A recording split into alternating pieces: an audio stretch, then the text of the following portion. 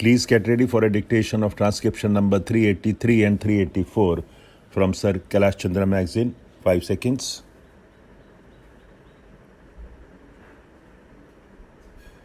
Start.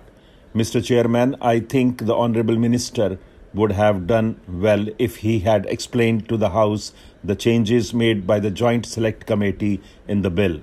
I think it is the duty of the Minister, when important changes are made, to come and explain what is the real significance and import of those changes. Anyway, coming to the bill proper, though some important changes are made in many respects, I think that it needs to be improved.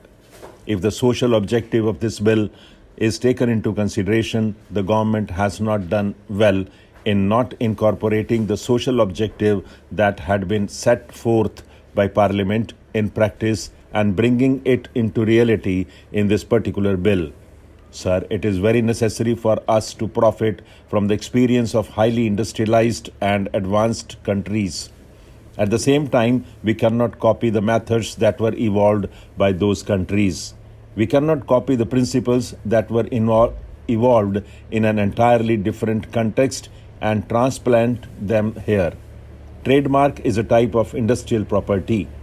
The ownership of trademark has developed entirely in a different context in England, in America, in Australia, and other countries. When the capitalist economy was thought to be sacrosanct, when it was considered that nothing could be done against the ownership of a particular property, these principles were evolved. Here, when we have set before us the social objective of establishing a socialistic pattern of society, when we have decided to have, besides a heavy industries sector, a cottage industries sector, and a small industries sector, it is perfectly obvious that we cannot transplant those principles and ideas without the necessary modifications.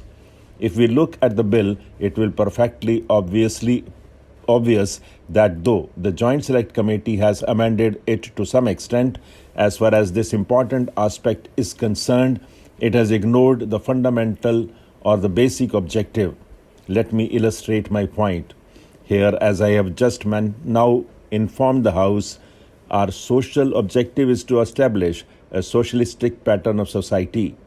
But we also envisage a heavy industries sector, a cottage industries sector, and also a small industries sector. Accordingly, we visualize production to take place not only in the big mills owned either by the state or by the big capitalist industries, but also in cottage industries and small-scale industries. Many attempts were made on behalf of the local industrialists to manufacture matches, but they could not withstand the competition. One of the weapons in the hands of those big monopoly companies is to use the trademark to browbeat these manufacturers and harass them. This is not the only measure to curb these big monopolists, these foreign monopolists. We should see that this particular trademark does not become a weapon in the hands of those big monopolists to browbeat the small industries.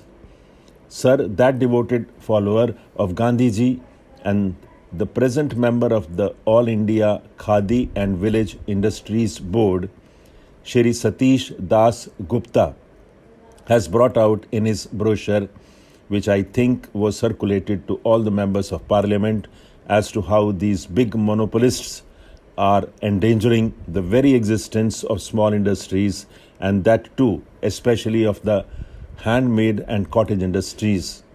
So when it comes to that, no specific effort has been made by the government to see that this particular branch of industry and the products produced by that industry are given due protection. When we brought it to the notice of the ministry that in order to protect these products of the cottage industries and the small-scale industries, some specific provision should be introduced in respect of zonal registration, our request was refused. It has been argued that since the provision has already been made for the limitation of this trademark to a particular territory, no necessity exists for this zonal registration. But if we examine this thing, sir, we can perfectly understand that the registrar has got the power to limit the jurisdiction of a particular registration to a particular territory. By that, the small manufacturer does not derive any benefit. So we suggested that some scheme for registering these small scale products should be evolved and it should be called zonal registration. There are many manufacturers who produce for the local area and whose produce is consumed locally. There are many varieties of BDs. There are many varieties of foodstuffs which are locally manufactured and which are also locally consumed. These people are mainly interested in seeing that their trademark is registered and limited to a particular extent. So producers are not interested in an all India circulation or an all India market, but they are mostly interested in their local consumption.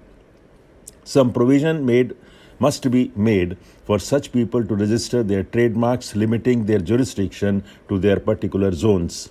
Then, sir, coming to the question of jurisdiction, it has been stated that the jurisdiction should be extended to the high courts. Mr. Vice Chairman, the Dabar Commission has to be congratulated for the elaborate report it had written and its approach to the subject of tribal welfare. It is necessary for me to direct the attention of the ministry or to the fact that there is a great difference between questions affecting the scheduled castes. The case of the scheduled tribes is a peculiar one. They have peculiar modes of living. They have peculiar ways and means of carrying on their trade. They have their many dialects. They are practically separate from the scheduled castes and from the general public. So their problem is not an easy one. It is one of the most difficult problems. Allotting money, laying out schemes is necessary, of course, but the implementation of the schemes is more necessary. They live in hilly areas, they live far away, and I'm afraid with the little experience that I have, I can say that very few people take the trouble of going to places which are not easily accessible, and therefore the advantage and comfort that they should derive from those employed to look after them is not what it should be. My submission is that this problem really does require particular attention, and the first thing on which I wholeheartedly concur with the Commission's report is that there should be separate commissioner for scheduled tribes. As I have said before, the problems of the scheduled castes and those of the tribes are different. The scheduled castes are backward. They have been suffering from a number of disadvantages, but they are very much similar to the backward people of our own country. But these scheduled tribes are very much different. They have their own customs, ways and manners, and they have their own laws. The greatest difficulty is the dialect. In an area of about 100 kilometers, 10 different dialects are spoken, and one cannot carry on conversation with the other. So a separate commissioner is absolutely essential. Again, a separate department for tribal welfare is also necessary in all the states where a large number of scheduled tribe people stay. In addition, there should be periodical checking of the work done. What happens is money is not spent, it is left over, and the places are not visited. Periodical checking of these things is necessary because the implementation of scheme is very essential. There should be a scheme by which the people of the scheduled castes should mix with others. We should not make a pocket of the scheduled tribes. They feel absolutely cut off. They are confined at one place and they hardly meet the people of the plains. I am talking of the people of the hill areas. Even the government officials are not very helpful to them because they live far off. Therefore, I had made a suggestion previously that in pockets where there are enough scheduled tribes, there should be an office of the government. Some sort of office should be there and it should look after the comforts of these people. Then there should be an effort to have a common dialect because the language is a great difficulty, and I would suggest that in the tribal areas, Hindi should be taught because that is the language of the state, so that they may have conversation with the non-scheduled tribe people also. They feel having been kept apart, absolutely separate from the other people, and if this goes on, all the money that we could spend will not be properly utilized because we will have a pocket which may become a headache later. In the tribal advisory councils, non-officials should predominate. Those who are not tribals should belong to that area, and then alone should they be members. They should at least in the beginning know the language of the tribals when they are in the council, because it would be necessary for them to have contacts with them. They should also tour about and give periodical reports so that the people in parliament and the government might know the progress made. Now, the question of the tribals should be different from the general education. They are good at some arts. Some can make small carts, some can make things from ropes, others can make things from bamboos. Therefore, a little elementary education is necessary, but more attention has to be paid to things which they can easily learn.